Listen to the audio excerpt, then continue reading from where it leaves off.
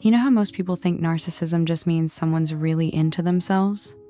Like confident, big ego, loves themselves a little too much?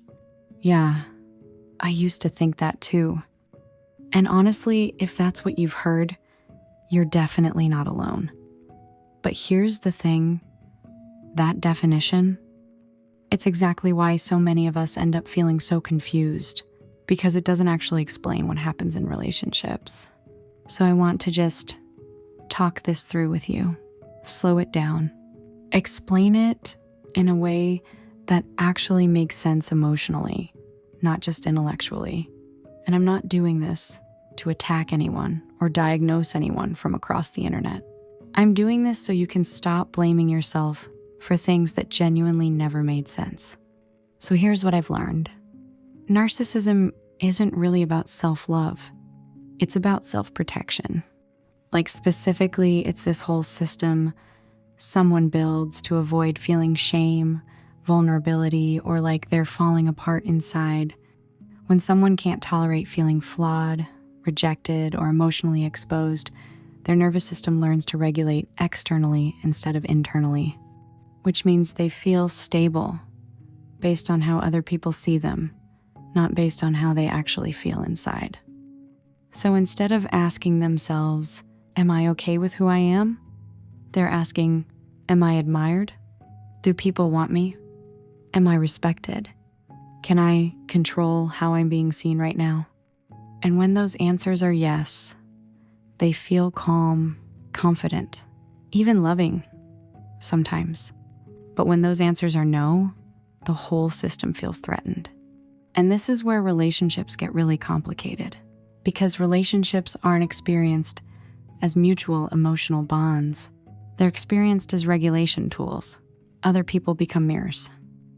And mirrors feel safe only as long as they're reflecting something positive back. This is why so many of these relationships start with so much intensity. The attention feels high. The interest feels laser focused. The connection feels really strong. And you might have felt like, oh my God, finally, someone actually sees me.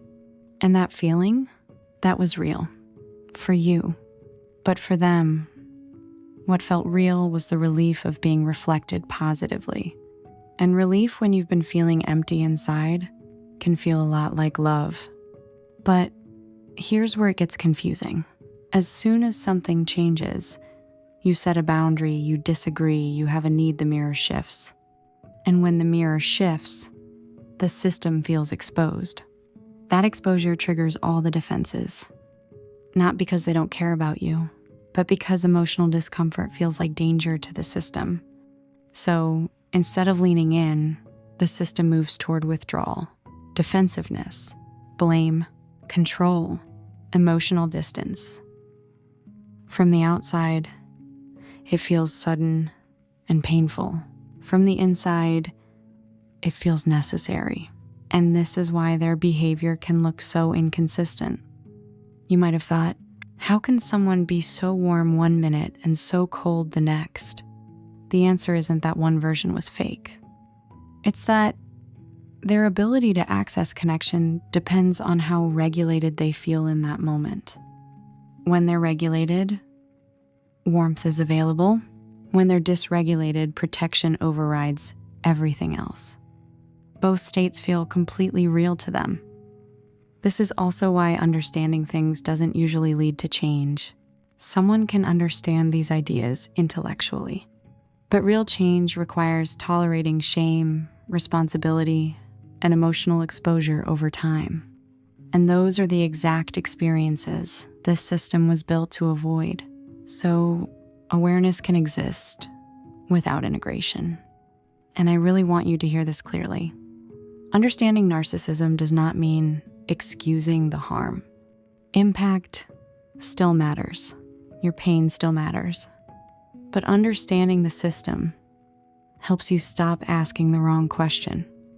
Not, why wasn't I enough? But, what was this system actually capable of? Narcissism isn't always cruelty. It isn't always intentional harm. It's a limited capacity for emotional mutuality. And when you expect mutuality from a system that can't sustain it, confusion becomes inevitable.